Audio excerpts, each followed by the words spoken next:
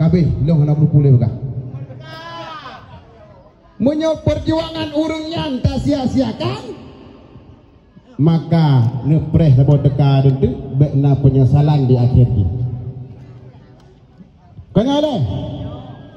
Kira-kira wate segalong na urangnya, wate segalong na perjuangan gerakan Aceh Merdeka di Bomo Acehnya, pukuh na urang inang dumso jelebab lagi nya. Ngen tegerbang bajai mirah jambu jak bajalan. Kanyo perdeteh ro kudu miwad ro kudu kak ro kudu. Tapi kadang-kadang nalah sabah perjuangan yang suci lagi na. Berkat Allah, berkat ulama-ulama dan dengan izin Allah Subhanahu wa taala, getanya Bandung masyarakat Aceh kata nikmati nikmat yang sangat luar biasa ini syariat Islam mandung kaso jeleba konyoy le. Maka dapat pelajaran juga le kegam mandung mandung balu. Ya le ke dapat pelajaran bakui.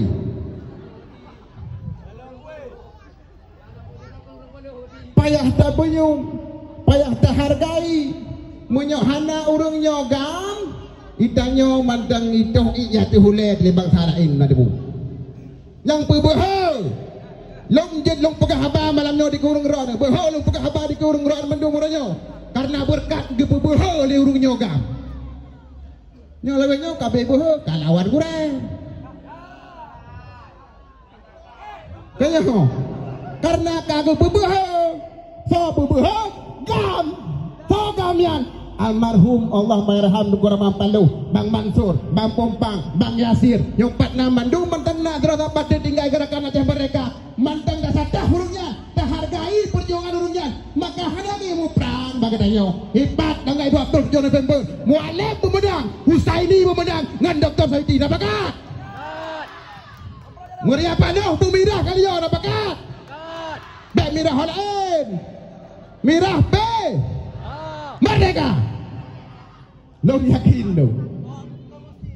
Yo pegah abang menanyo atuh nani paisal ke ketua DPW nya bukan ada bunuh komendator le MC ketua DPW ketua DPRK kudu pindah samping ya adanya. Malamnya yang pegang asli anak morak satu. Maka kalian calon yang tadi kita jawab partai Aceh asli urang morak satu bangsa ini nanduri.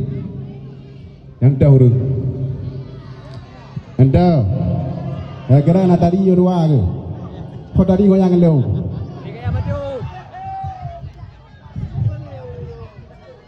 Ya. Menyonyak urang kata PE dari PA mendang ke begah. Nyai PE kena ju. Amai depu droi dan. Yang dodol saiti pandai urang. Mendang pandai urang takolot katanya urang kai mendang tayang pandai urang. Kira kata PE ke mana tak belang